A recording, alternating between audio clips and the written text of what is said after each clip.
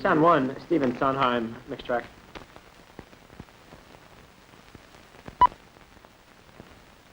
What you gonna have, mother, what you gonna have, hey, what you gonna have, mother, what you gonna have a lifetime with me.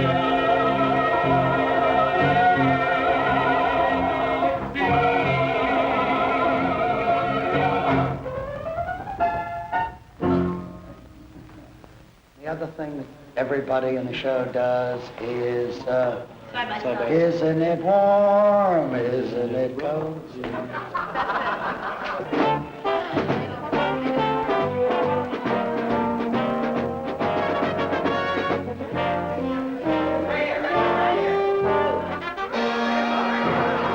The show, in essence, is an evening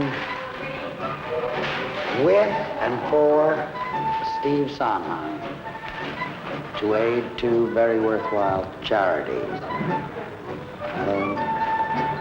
Steve is now the acknowledged composer-lyricist of his generation. My jaw fell open, and I checked, and sure enough, the people who were running the benefit had this elaborate idea of, they weren't going to do it as a dinner, they were going to write a book musical utilizing my songs with different people singing it. So I immediately called Burt Shevelove, who lives in London, and asked him as a favor, because he's done benefits before, to take this one over. Steve is an old and dear friend, and called me in London and said, I'm going to ask you the first important favor I've ever asked of you. Happened to have been the 12th. After all, people are giving their time to a benefit, but they're not under contract. You can't have 6 weeks rehearsal and a 4-week out-of-town tryout. You get very little rehearsal, and you have exactly 1 day. The benefit is put together the afternoon of the evening, because some people don't even arrive in town until that day. Angela Lansbury, you've come a long way. You've come from London for this. Why have you? Well, because I wanted to pay tribute to Stephen Sondheim, because if it hadn't been for Stephen, I wouldn't be in the musical comedy business.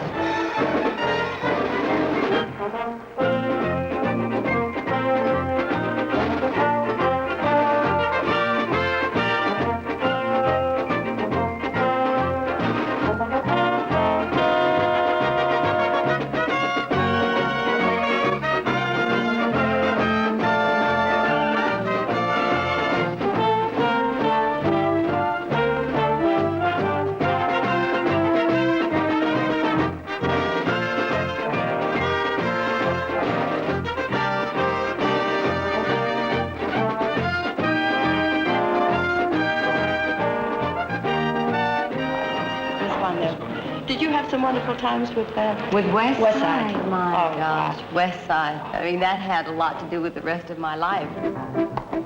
This was my very first show. I'd been writing music up until then, and I didn't want to write just lyrics, but Oscar, who was my guide and mentor right up until the day he died, said that it would be a very good experience for me, even though I'd be frustrated not writing music, because I'd be dealing with people of enormous talent and ability.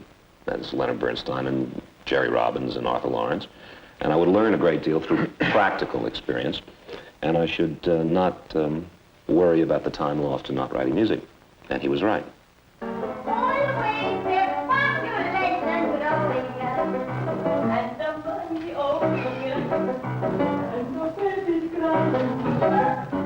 that bullet flying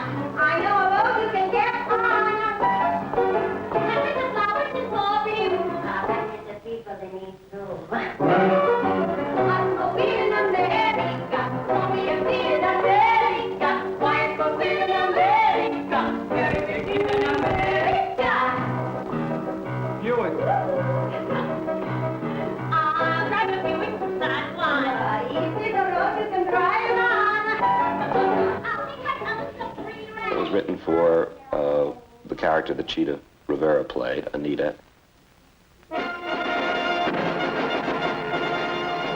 A funny thing happened on the way to the Forum, and that was 1962.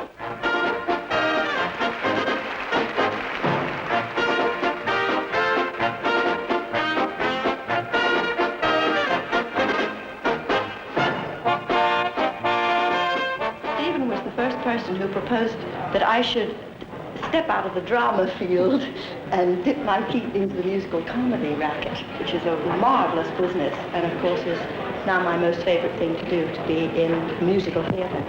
And the first musical I ever did in New York was called Anyone Can Whistle. Everyone hates me, yes, yes, being the mayoress. I think the idea of casting Angela was a notion of Arthur Lawrence, who wrote the book and directed it. She seemed like the right casting. We checked to find out whether she could sing, and we found out that she had a voice. In her very first show, she sang just brilliantly.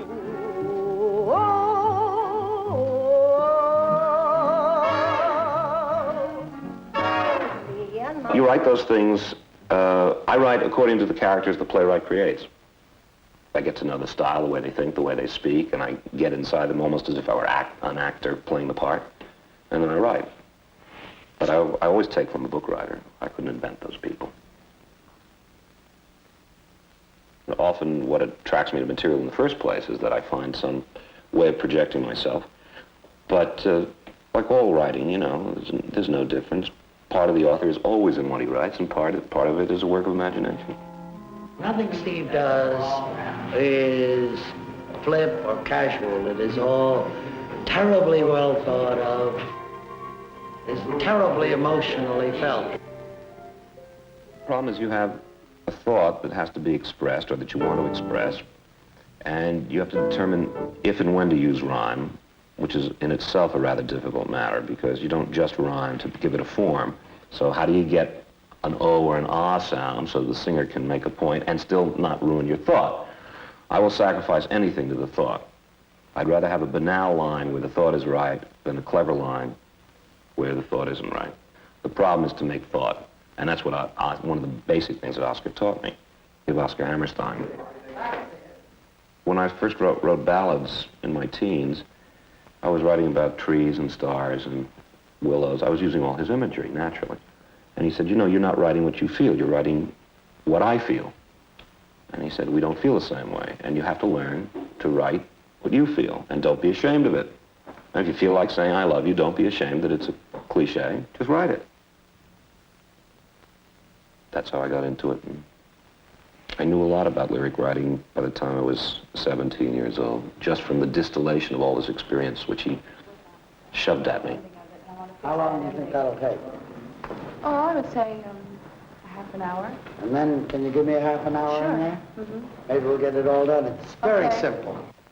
Same place? If you will, then I can't. If you don't, then I gotta give it to you. I don't want it. If you won't, I gotta have it. High, low, wrong, right, yes, no, black, white. God, why don't you love me? Oh, you do. I'll see you later.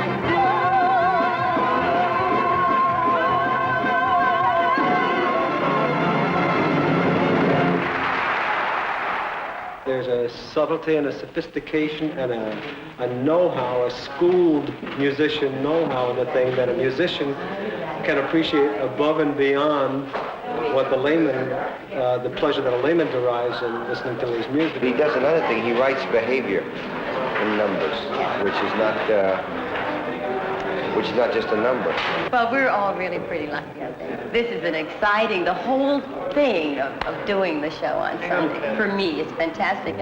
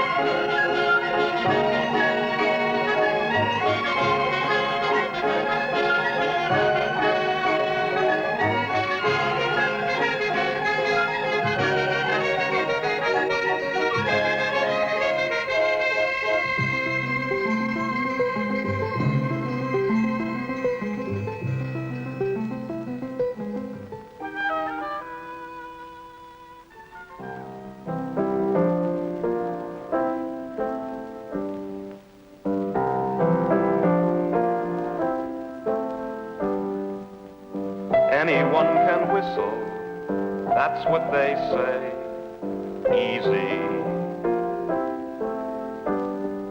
Anyone can whistle any old day, easy. It's all so simple.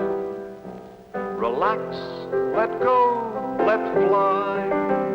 So someone tell me why can't I can dance a tango, I can read Greek, easy. I can slay a dragon any old week, easy. What's hard is simple. What's natural comes hard. Maybe you could show me how to let go, lower my guard, learn to be free.